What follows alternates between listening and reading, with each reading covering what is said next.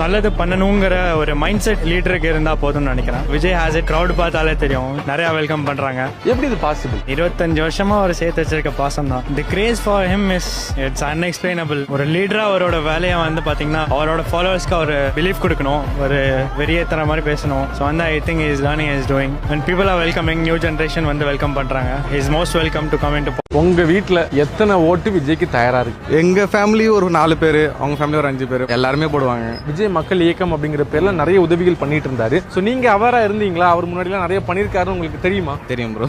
So actually வந்து என்னன்னா, முன்னாடி வந்து விஜய் மக்கள் இயக்கம் நிறைய பண்ணிட்டு இருந்தாங்க, இப்பவும் பண்ணிட்டு தான் இருக்காங்க. முன்னாடி வந்து மக்கள் இயக்கம்னு பண்ணாங்க, இப்போ வந்து டிவிக்கேன்ட்டு இதுல பண்ணிட்டு தான் இருக்காங்க. இந்த சைடு விடுங்க, நிறைய ரூரல் சைட் போனீங்கன்னா ஃப்ரீ ஃபுட்ஸ் அந்த மாதிரி நிறைய கொடுத்துட்டு தான் இருக்காங்க. இப்போ அந்த மாதிரி எல்லாம் அவங்க பண்ணதான் இந்த லோக்கல் பாடி எலெக்ஷன் ஏதோ இல்லை, அவங்க நிறைய வின் பண்ணிருக்காங்க. ஸோ அவங்க எதுவுமே பண்ணாம வெறும் ஃபேஸ் வேல்யூ மட்டும் வச்சு அவங்களால வின் பண்ணிருக்க முடியுமா? ஏன்னா விஜய் அதுல வந்து கேம்பெயின் பண்ணல, எதுவுமே பண்ணல, வெறும் ஃபேஸ் வேல்யூ வச்சு அவங்க வின் பண்ணிருக்காங்கன்னா அப்ப அந்த அளவுக்கு அவங்க